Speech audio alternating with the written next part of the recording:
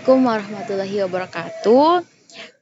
Welcome back to my video study. Yay! I'm here. Saya di sini akan menjelaskan tentang diagnosa keperawatan berat badan lebih.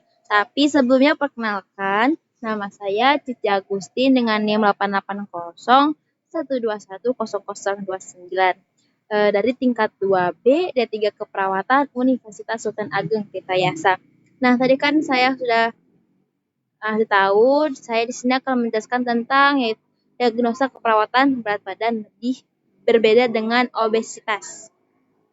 Nah, definisi dari berat badan lebih itu sendiri itu akumulasi lemak berlebih atau abnormal yang tidak sesuai dengan usia dan jenis.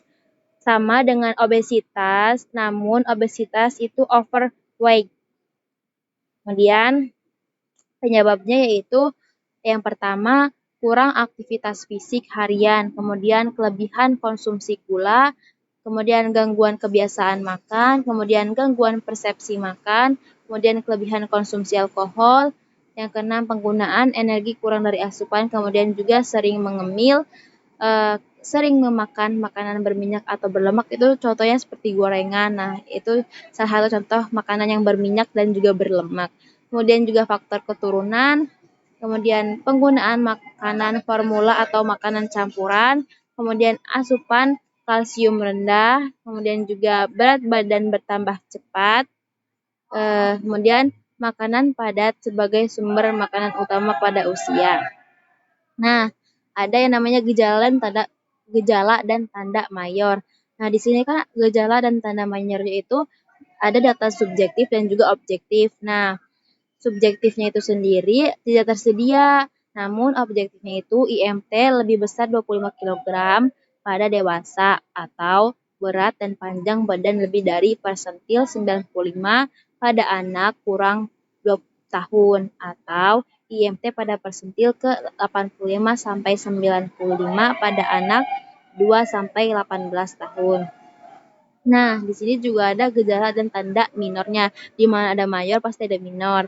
Nah, data subjektifnya sama dengan gejala mayor, yaitu subjektif dan juga objektif.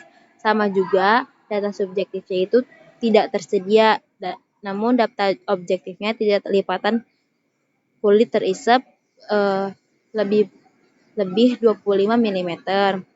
Nah, di sini juga ada kondisi klinisnya, yaitu gangguan genetik, yang kedua faktor keturunan, kemudian hipertiroid dan diabetes mellitus maternal. Nah, di sini ada luaran berat badan lebih yang dimana ada luaran utama dan luaran tambahan. Nah, sudah jelas di luaran utama di sini yaitu pasti berat badan. Sedangkan luaran tambahan yaitu perilaku menurunkan berat badan, yang kedua status nutrisi, yang ketiga tingkat ansietas, kemudian tingkat kepatuhan, dan yang terakhir itu tingkat pengetahuan.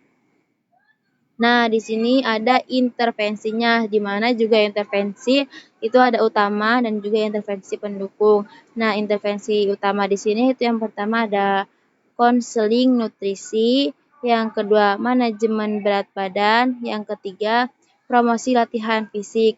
Nah, di sini intervensi pendukungnya itu yang pertama edukasi diet, yang kedua manajemen cairan, yang keempat manajemen hiperglikemia, kemudian manajemen hipoglikemia, kemudian manajemen nutrisi, kemudian manajemen perilaku, kemudian modifikasi perilaku keterampilan sosial, pemantauan nutrisi, promosi coping, dan juga reduksi ansietas. Nah, di sini masuk ke implementasi.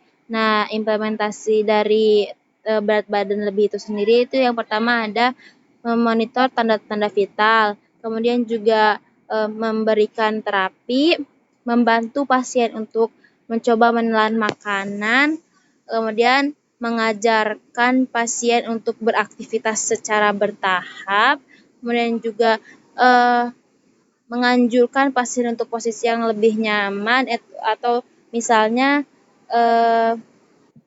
seperti semi follower, kemudian dan juga Fowler.